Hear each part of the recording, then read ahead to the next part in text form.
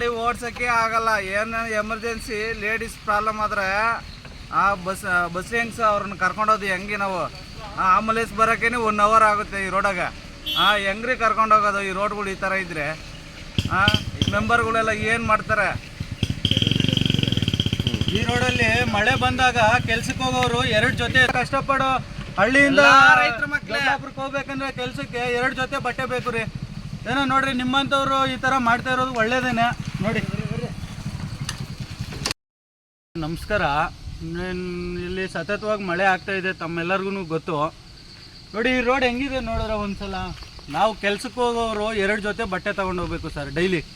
ಈ ಮನೆಯಿಂದ ಹಾಕೊಂಡು ಹೋಗೋದು ಒಂದು ಜೊತೆ, ಕಂಪ್ನಿ ಹತ್ರ ಇನ್ನೊಂದು ಜೊತೆ ಚೇಂಜ್ ಮಾಡಬೇಕು.